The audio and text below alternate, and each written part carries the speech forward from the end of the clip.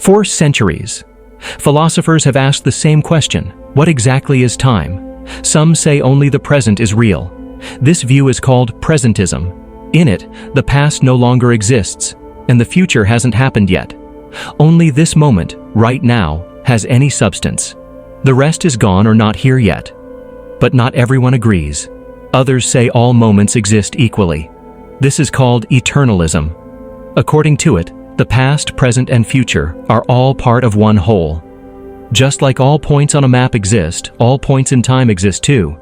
You're just experiencing one part of it. So which view matches reality? If presentism is true, that would mean the future doesn't exist at all until it becomes the present. But how does the future ever become anything if it doesn't exist to begin with? If a moment can't be real until it arrives, what causes it to arrive? Now take eternalism. If every second already exists, then time doesn't flow. It's fixed. You're just moving through it the way a needle runs through grooves on a record. You're not watching time happen. You're inside something already complete. But that raises a problem. If time is already laid out, what about choice? If every future event already exists, does that mean you don't change anything? That every action was always there? This leads to a deeper problem. Is time even real in the first place? In 1908, the philosopher J.M.E. McTaggart argued that it's not. He said what we call time is just a way to arrange events, one after the other, but that the flow itself doesn't exist. He split time into two ways of speaking: the A series, which says things happen as past, present, and future, and the B series, which just says event A came before event B. In the B series, there's no flow, just order. But the A series breaks down when you try to define the present. The present becomes past instantly. The future becomes present just as fast. So where is this now we always refer to? It slips away before you can point at it. McTaggart concluded that time, as most people understand it, is inconsistent. That makes it an illusion, something we think is there but disappears when you examine it. And if time doesn't exist, what does that say about change? What about progress? What about experience? Even older thinkers struggled with the same questions. In ancient Greece, Zeno of Elea made a set of paradoxes to show that motion was impossible if time was made up of tiny moments. One of his arguments goes like this: imagine you shoot an arrow. In any single instant, that arrow isn't moving. It's still. So if time is made of individual instants and the arrow isn't moving in any one of them, how does it ever move at all? He said motion was just an illusion, because between any 2 points you can always find another point, and between those two, more points. That means the arrow has to cross an infinite number of spots. But how can it do that in a limited time? Today, we solve this with calculus. But the question still holds. If time is made of frames, like images in a film, what causes the motion between the frames? Why does anything move? If we say time is continuous, we run into another issue. How do we ever measure something with no gaps, no smallest part? You can't cut it down to a unit. So what are we measuring? Philosophy keeps circling back to the same issue. We treat time like a thing, but when we examine it, there's nothing solid. It shifts depending on how you define it. Is it a tool? Is it a map? Is it a trick? If time is only real because we need it to explain change, what happens when we find a better explanation? Because if time can be questioned, so can everything built on top of it. In 1905, Albert Einstein introduced something that changed how the world saw time. Before him, most believed time moved like a river, always forward, always at the same pace. But Einstein's theory of relativity said that wasn't how the universe worked. According to relativity, time depends on speed and gravity. The faster something moves, the slower time passes for it. If you took a clock on a fast-moving spaceship, it would tick slower than a clock on Earth. This wasn't just theory. It was later proven with real atomic clocks flown on jets. The moving clocks came back ticking behind. Gravity does something similar. The stronger the pull, the slower time moves. Near a black hole, where gravity is intense, time nearly stops. If you stood close to one and watched someone far away, they would seem to race through years while you barely moved through seconds. This means there's no universal now. What's present for one person might be the past for another, depending on where they are and how they're moving. Time isn't fixed. It's flexible. It's part of the environment, like space. This idea leads to something called the block universe. The block universe says that time isn't something that flows. It's something already laid out. All moments, past, current, and future, exist together. You're not in a world where time moves. You're in a structure where all points already exist. You're just passing through them. Imagine a book. Every page is there at once. You're reading page 100 now, but page 101 exists, and so does page 1. Just because you're reading this one doesn't mean the others aren't real. That's how the block universe treats time. This means events don't happen in a sequence. They're already set. There's no becoming, only being. The war you read about in history? The conversation you'll have next week? According to this model, both are real, just in different locations in time. This removes the idea that the future is open or that the past is gone. Instead, time is another dimension, like height or width. You don't change time, you move through it. But then what about change? What about cause and effect? This is where quantum mechanics enters. When scientists zoom into the smallest particles, things like electrons and photons, they find something strange. At these tiny levels, time loses its meaning. Particles don't seem to follow strict timelines. They behave in ways that suggest past and future are less clear. In some experiments, the choice to observe a particle changes its behavior in the past, not the other way around. This effect is real. It's called quantum entanglement and delayed choice. What it means is that outcomes at one point can affect what happened before the measurement was even made.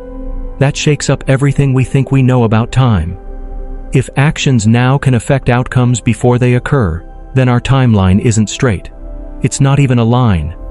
It's more like a network where moments are connected but not ordered. Even worse, in many models of quantum gravity, the field that tries to connect general relativity with quantum mechanics, time doesn't appear in the equations at all. It's not just different, it's missing. If time doesn't exist at the smallest scales, then maybe it's not a core part of reality. Maybe it's a result of something else, something we still don't understand. Some physicists suggest that time is just a convenient label, a way for humans to organize experiences. Just like color doesn't exist without eyes, maybe time doesn't exist without a mind to process events. The math shows that particles and energy don't need time to function. Equations work the same forwards and backwards. Nothing in the laws says time has to move one way.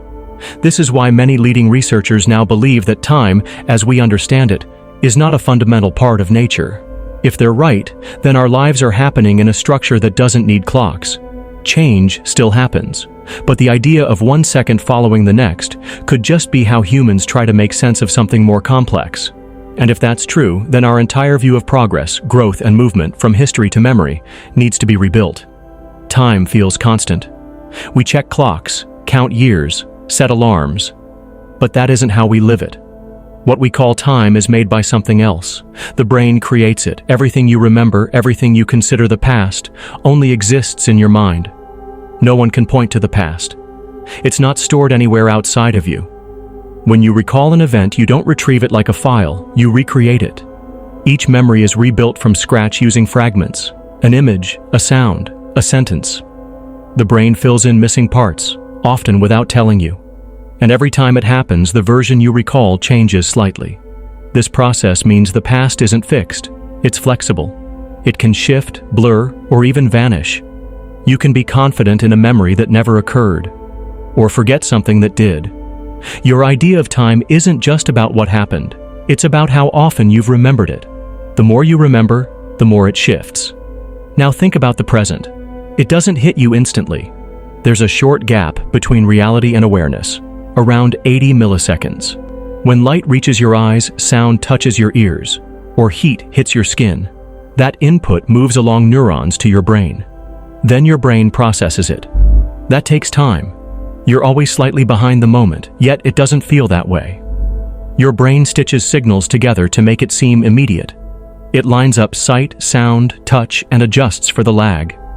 You don't notice the delay because the brain edits reality to feel seamless. What you're sensing is a model, a version, not the event itself. This delay shows that what you think is now is already gone.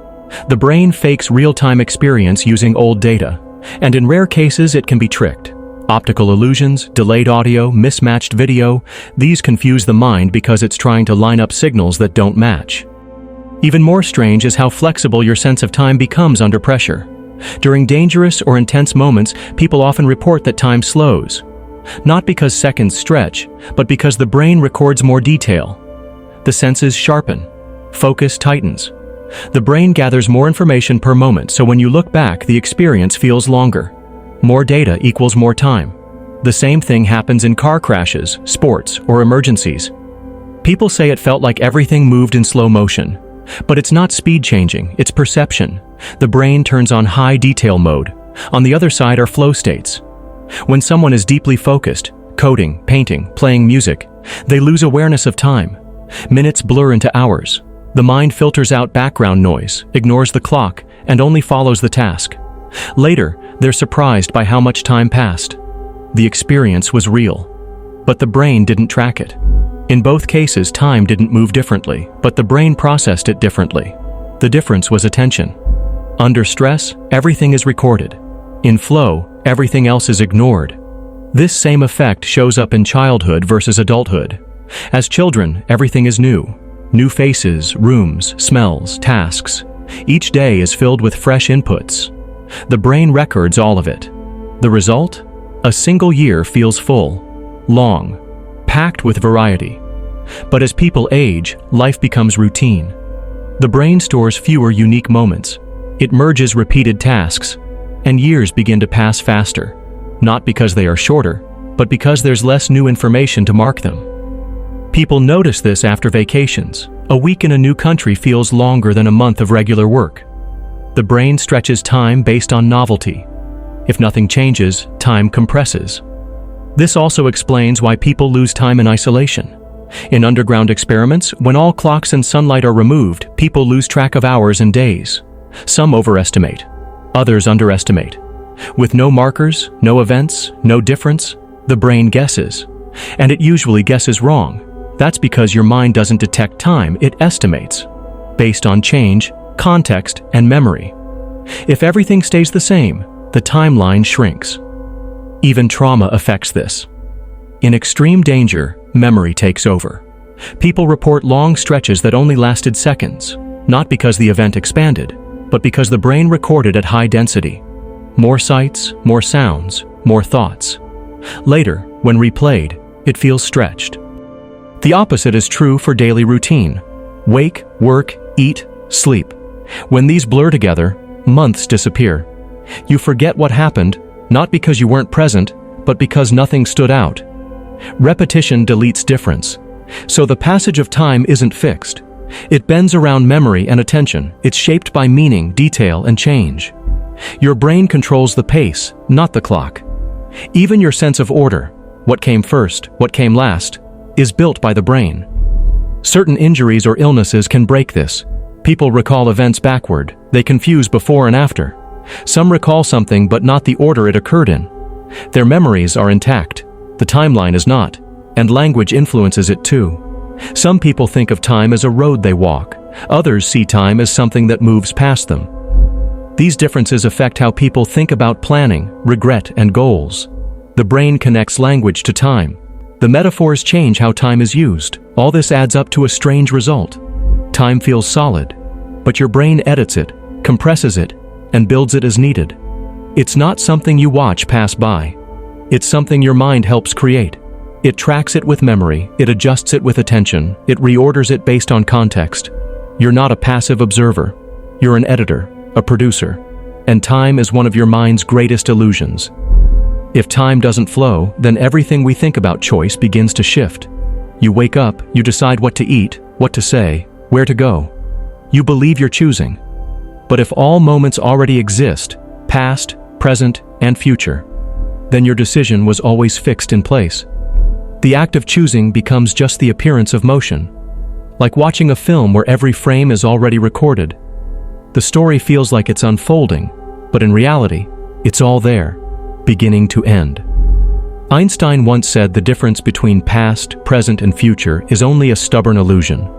And many physicists today agree. The equations don't need a flowing time. They work just fine with time as a dimension, not a direction. That means the future isn't waiting. It's already written. You're just walking through it. But you don't feel this because your brain only sees one moment at a time. It gives you the sense of moving forward, the sensation of choice. But just like a character in a book doesn't control the next chapter, you may not either. If everything already exists, then what you do tomorrow has already happened, from a higher view. Free will becomes a question of perspective. From inside the moment, it feels real. From outside the timeline, it may be more like watching dominoes fall. Each one hits the next. Not because it chooses to, but because it must. Your life, from birth to death, already exists like a completed sculpture. Every move you'll ever make is part of it. This has huge implications. Justice, responsibility, morality, all rely on the belief that people have control. If they don't, if every action is just part of a fixed sequence, then how do we blame or praise? But even this response, your reaction to hearing this, was also fixed. So were your doubts, your agreement, your discomfort. They're part of the pattern too. Some thinkers reject this view. They say we feel like we choose because we do. That maybe quantum mechanics brings randomness into the system, a kind of freedom. But randomness isn't freedom either. Rolling dice is not the same as deciding. And randomness still doesn't explain conscious intention. If choices are random, they're not really yours. If they're determined, they're not free. That's the paradox. This is where philosophy steps in. Some argue we have compatibilist free will, the idea that even if the world is deterministic, our choices still matter because they follow from who we are. That even if your actions were set, they're set because of your beliefs, your goals, your reasoning. And that makes them yours. But the question remains, is that still free will? Or just the illusion of it? Others argue it doesn't matter. Whether or not you truly choose, you still live life as if you do. You still plan, act, regret, hope. You still aim for things. That illusion drives society, relationships, purpose. And removing it may not help. It may do the opposite. But if you accept that time doesn't exist, you have to re-examine all of this. Purpose, choice, even identity. Because if your whole life already exists, then so do all versions of you. The one who succeeds, the one who fails, the one who changes their mind. All of them are part of the same static whole. You're just seeing one part of it, right now. And if time isn't real, then neither is change. What we call change is just a difference between two fixed frames. A shift in the arrangement, not a movement. So even death, even birth, may just be coordinates in a timeless structure. Consciousness gives the illusion of flow, but reality may be still. This view is hard to accept. It challenges everything. But physics keeps pointing here. Philosophy keeps returning to this problem. And the more we study it, the more it seems time is not what we think. Maybe it's not even there. But if that's true, what do you do with that knowledge? If eternalism is true, then the moment of death isn't a final point. It's just another coordinate on a map. And like every other coordinate, it's fixed. It never goes away. In the block universe view, all events, birth, growth, decay, exist permanently. Time doesn't flow. Things don't disappear. They just are. You might picture your life as a line, moving from one point to the next. But in physics, especially through relativity, it's more accurate to think of it as a static object. Your entire life, from beginning to end, is already there. Every conversation, every decision, every memory, locked in space-time. So, what we call death is not a vanishing. It's simply a location, a point that already exists, and always will. To a person living inside time, this feels absurd. We feel beginnings and endings, but that feeling comes from how the brain processes moments. It doesn't reflect the structure underneath. Einstein said as much in a letter to a grieving widow. The distinction between past, present, and future is only a stubbornly persistent illusion. From the outside, there is no before or after. There's just is. This means that any person you've ever known, and yourself included, still exists in the structure of reality. Somewhere, the version of you as a child still playing. The version of you at your last breath still lying there. And every version in between. Death, then, doesn't erase anything. It only marks the edge of a timeline, not its destruction. And since the whole line is always there, the version of you before that edge still stands. Forever. This isn't mystical, it's structural. a result of how time behaves in modern physics. In relativity, observers moving at different speeds experience time differently. There's no single, absolute now. That means what counts as the present for one person might not be the same for another. Events that seem to follow each other for you might be simultaneous to someone else. This removes any objective line separating the living from the dead, because all nows exist together. Your moment of living consciousness still sits in the map of space-time, untouched, even if from another reference frame the body has stopped functioning. And that leads to a deeper question. If every moment of your life exists permanently in the structure of the universe, then which one is the real you? The child playing in a park? The adult watching this video? The version of you that's no longer breathing? From the block view, all of them are real. Not in sequence, but side by side. You don't travel through time. You are located in it. So the fear that everything disappears after death loses footing. Nothing disappears. The structure doesn't delete. It just contains. That doesn't mean you continue to experience after death. There's no suggestion here of personal survival, consciousness floating into another realm. But it does mean the version of you that is aware right now is always there, frozen in place, not going anywhere. Even more unsettling, it means death isn't the future. It's just one of the coordinates, already fixed, already sitting in the framework. But so is everything else, which means the state of being alive isn't more temporary than any other point. It's as permanent as any event that ever happened.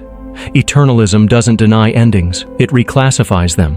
What looks like a stop is really a border, and that border never fades. It exists with everything else, simultaneously. This isn't an idea found in old myths. It's a conclusion reached by people studying space-time through equations and experiments. And if it's true, then the finality we fear may not exist in the way we thought, because the self that existed continues to exist in that section of reality forever. Not in memory, not in legacy, but in the actual structure of what exists. You never truly disappear. You're just located somewhere else in the map. Fixed, untouched, permanent. You look at a clock, it moves, second by second. But the question isn't whether the hand is moving. The question is whether time is actually passing, or if your brain is just arranging motion into a timeline. There are moments where the clock seems to vanish. You forget to check it. You don't feel hours slipping by. Not because they're going faster, but because something in your awareness has changed. You're doing something, fully. And time fades. This isn't just a feeling. It's a state your brain can reach. A kind of attention where your awareness isn't spread thin across past and future, but instead concentrated. Everything narrows to one point. This is what some call a flow state. Flow is the name researchers gave to the experience where someone is fully involved in what they're doing. Athletes get it. Musicians reach it. Even someone writing code or painting a wall can feel it. What's common is the loss of time awareness.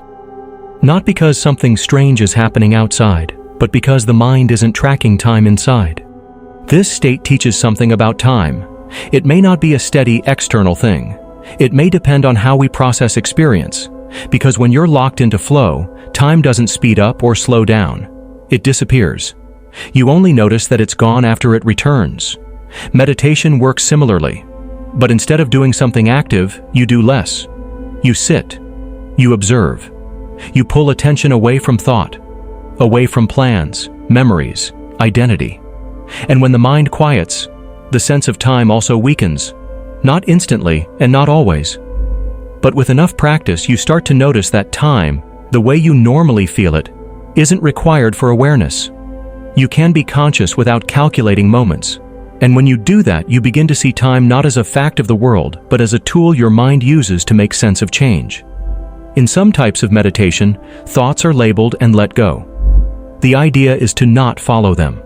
Not to add more thinking. You don't analyze, you don't fix, you don't revisit stories, you stay with what's happening now. A sound, a breath, a sensation. The interesting part is what doesn't happen. Time doesn't present itself. There's no signal in the brain that says, this is 1 second, now 2, now 3. Without thought, there's no ticking, just presence. And this points to something deeper. Maybe we only experience time because we keep referencing it. Through thought, through memory, through plans, and when those stop, the timeline stops. This doesn't mean you've stopped aging, or that the outside world has frozen. It just means that your experience of passing time has changed. And if time was real in the way we usually believe, your attention wouldn't matter, but it does. A lot. The more attention is absorbed in now, the less time is felt. The more attention is pulled into thoughts, the more time appears. Even memory isn't just data, it's a system the brain uses to place you in a story. That story stretches across a past and a future. Without it, you're left with a moment, just one, with no direction. That's why people who meditate regularly often report the same thing. Time feels thinner. Sometimes it disappears altogether, not because of trance, not because of magic, but because the timeline requires effort. When you stop feeding it, it fades. This also explains why children experience time differently. When you're young, everything is new. You're in the moment more often. There's less to compare, less to reflect on. But as you grow, you build a narrative. You live more in memory, more in thought, and time appears to move faster. But maybe it's not faster. Maybe it's just thicker, because you've added more mental noise to it. This isn't spiritual talk. These are measurable changes in attention and cognitive load. They've been studied. And while science doesn't call it escaping time, it does note that our sense of time is tied closely to how the brain focuses. So if time is mostly perception, and perception can be shaped, then time isn't fixed. At least, not how we live it. The practical part is this. You can reduce the control time has over your choices. You can live more fully in the moment. Not by avoiding schedules, but by shifting where attention goes. If you stop constantly predicting, analyzing, or replaying, you stop stretching your awareness across a timeline. That doesn't mean you forget everything. It means you stop carrying unnecessary thoughts into now. You do what matters, fully. And time becomes a background function, not a pressure. The mistake is thinking you have to abandon the world to do this. You don't need a retreat. You don't need silence, you just need attention. And attention doesn't belong to time, it belongs to you. So whether you're working, creating, exercising, or just walking, the state of no time can be reached anywhere. It just depends on how fragmented your mind is. The more you're split between memories and plans, the more time appears.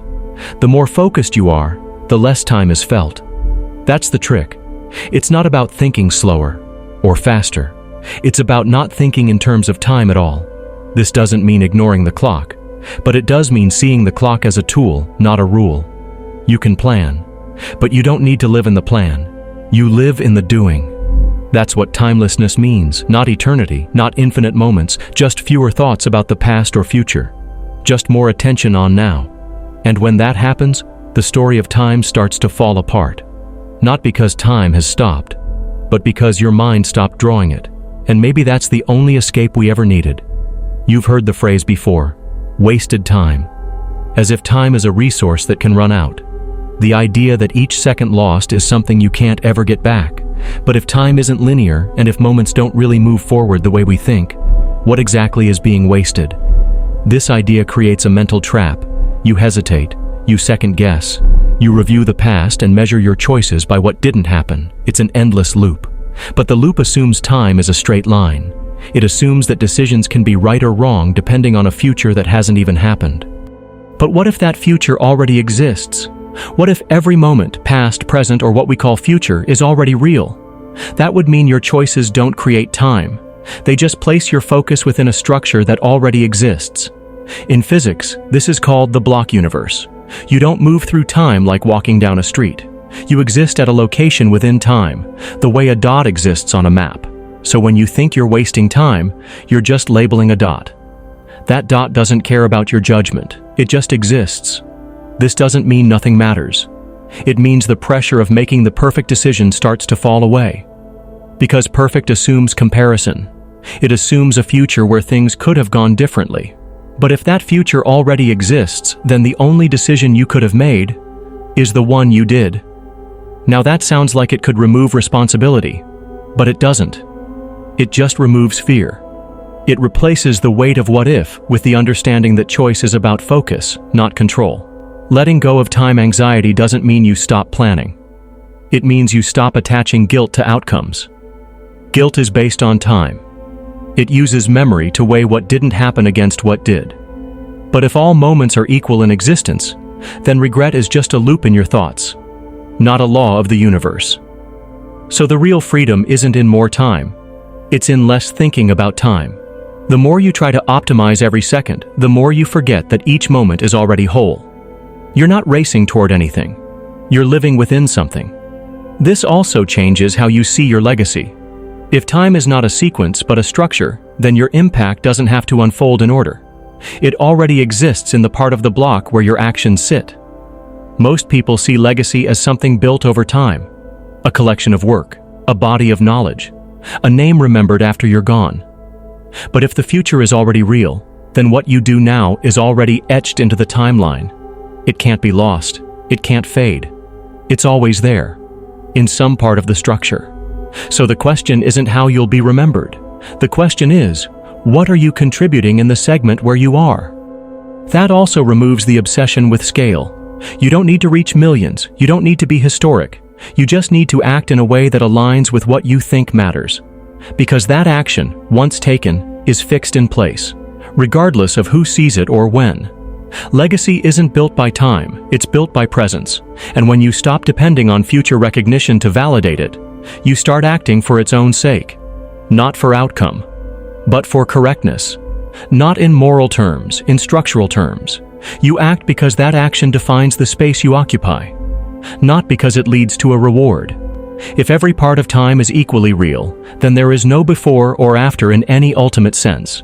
There's just where your awareness happens to sit, and from that position you can choose what to do. That's all. This removes the need to rush. It removes the fear of being too late. It removes the need to constantly measure where you are in life compared to others. Because measurement assumes movement, it assumes you're headed somewhere. But if there is nowhere to go, only places to be, then the only question is, are you acting or reacting? You're not falling behind, you're not ahead, you're placed somewhere. That's it. This also means that your influence can't be erased. If you help someone, that help exists permanently in the part of the block where it happened. Even if no one remembers it later, even if it doesn't get shared, the act is fixed, it's not erased by time. So contribution is not about reach, it's about existence. The moment you do something, it's there, always, which makes action more meaningful than outcome. Most people think they're building towards something, but you're not building forward, you're filling space. That space exists whether you touch it or not. But when you do touch it, when you take action, it's recorded. Permanently, even if unnoticed, even if forgotten by everyone except the person you helped. That changes the way you choose. You stop thinking in terms of legacy as memory. You start thinking in terms of legacy as structure. You're not writing a story, you're shaping a coordinate. That coordinate never disappears. Even your so-called small actions, a decision, a sentence, an idea, exist as part of the block forever. And that means impact isn't about when something happens, it's about whether it happens at all. Time doesn't need to stretch your action into a result. It just needs you to place the action. The rest is outside your control. And that's okay, because if the future is already set, then the only thing you control is attention. That's the shift, not in effort, but in aim. You stop trying to shape time, you start placing meaning inside it. And once you understand that, you stop asking what if. You start asking what now. Imagine a world where time doesn't exist. A world where the now is the only thing you experience, and the idea of past and future are just concepts you use to make sense of something that isn't real. What if everything we think about time, our everyday assumptions, the way we organize our lives, what if all of that is based on something that isn't even there? Think about it. Right now, you're watching this video. The present moment is unfolding, but here's the thing. This moment is already over. The second you thought this moment is unfolding, that moment passed. And the moment you're in now? It's already gone. All of this is happening at once. We just separate it with our perception. But what if everything, every moment, every action, every second is always right there, existing simultaneously? Your entire life is just an arrangement of moments, but these moments don't stretch. They don't flow. They are all there, locked together. There's no movement forward, no moving backward. There's only now, there's only here. And the idea of past, future, the hours ahead, the minutes that tick away. None of that is real in the way we think. When you think about it, everything in life operates under this illusion. Every decision you make, every goal you set, is framed by this idea that you have more time, or that you've lost time. But when you stop to think about it, all you really have is the now. Everything you've done, everything you will do, it's already in this moment, in one single place. When you begin to see time like this, you realize something fundamental, that everything you do right now is already part of the grand design. There's no future outcome to worry about. There's no result to chase. There's no next to get to. Your life is right here, right now. There's only this moment. And when you can really grasp that, something strange happens. Your perspective on life changes. The way you make decisions, the way you live, it all shifts. You stop chasing time. You stop measuring your progress. You stop comparing your path to others. Because you understand that the moment you're in, this one, is the only thing that matters. You don't need more time. You just need to act within the time you have. And if there's no time, then there's no hurry. There's no race. There's no waiting for some point in the future when things will finally make sense, because right now, this very second, is already complete. This understanding changes everything. How would you live if you knew this was it? If there was no point in the future where everything would come together? What would you do today if you didn't feel like you were racing against time? You'd act without hesitation. You'd create without waiting. You'd speak your mind without wondering about how your words would be received. You'd let go of worry about tomorrow, because tomorrow doesn't exist in the way you think. You'd focus all your attention right here, right now, on what's in front of you. There's no later, there's only now. This is the key shift. Once you realize time isn't real, you stop waiting. You stop putting things off. You stop telling yourself that you'll start something later.